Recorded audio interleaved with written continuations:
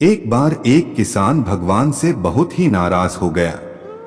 किसान बहुत मेहनती था, बहुत मेहनत से वह खेतों में अनाज उगाता, उसकी देखभाल करता, पर अक्सर उसकी फसल खराब हो जाती।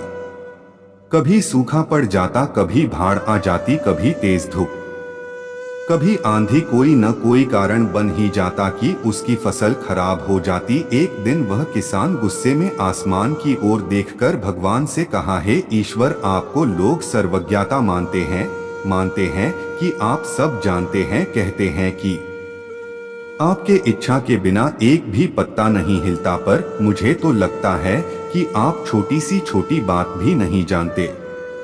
आपको तो ये भी नहीं पता कि खेती बाड़ी कैसे करते हैं। अगर आप जानते होते तो हर समय जो बाढ़, आंधी और तूफान आते हैं वो कभी नहीं आते। आप नहीं जानते कि कितना नुकसान उठाना पड़ता है हम किसानों को। यदि आप मेरे हाथ में यह शक्ति दे दे कि जैसा मैं चाहूँ वैसा मैं मौसम कर दूं, फिर आप देखना मैं अन्य के भंडार लगा दूंगा।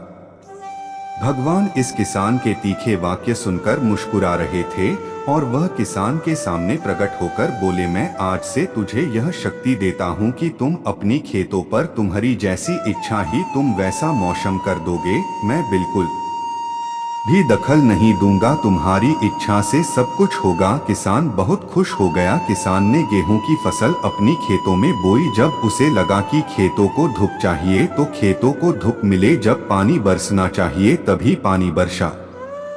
आंधी, तूफान, बाढ़, कुछ भी उसने अपने खेतों पर आने नहीं दिया। किसान के खेत में इस वर्ष ऐसी फसल हुई जैसी कभी नहीं हुई थी। हरी भरी लहलहाती फसल। मन ही मन वह बहुत खुश हो गया और सोचने लगा, अब सबूत के साथ दिखाऊंगा भगवान को कि इसे कहते हैं शक्ति का सही उपयोग। मेरी सफलता देखकर उन्हें अपनी नियम जरूर बदलने पड़ेंगे।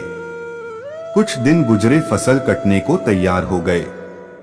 किसान बहुत उत्सुकता के साथ फसल को काटने लगा, पर जैसे ही उसकी नजर गेहूं की बालियों पर गया तो उसने अपना सिर पीट लिया और वह रोने चिल्लाने लगा। गेहूं की एक भी बाली के अंदर गेहूं का दाना नहीं था, सारी बालियां अंदर से खाली थी।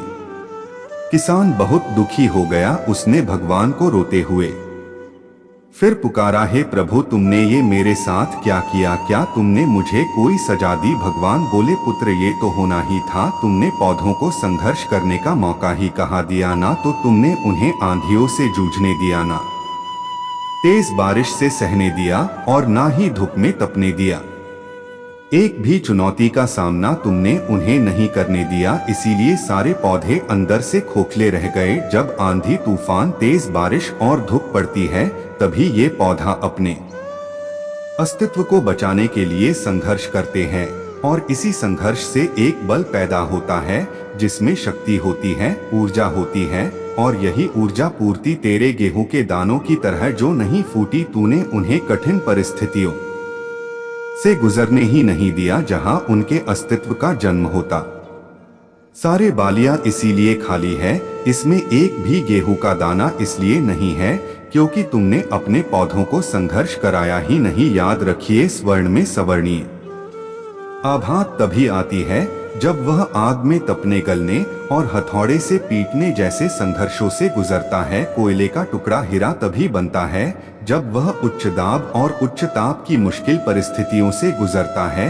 इसी तरह यदि हमारी जिंदगी में कोई संघर्ष ही ना हो, कोई चुनौती ही ना हो, तो हम भी गेहूं की बालियों की तरह खोखले रह जाएंगे। कोई अस्तित्व नहीं होगा हमारा। विपरीत परिस्थितियां, चुनौतियां, समस्याएं हमें और अधिक निखारती है। यदि जीवन में कठिन परिस्थितियां और चुनौतियां आए तो घबराना मत, बल्कि सामना करना, विश्वास करना कि आप और अधिक निखर जाओगे और अधिक मजबूत बन जाओ। किसी ने कितना सही कहा है, जिंदगी जीना आसान नहीं होता बिना संघर्ष।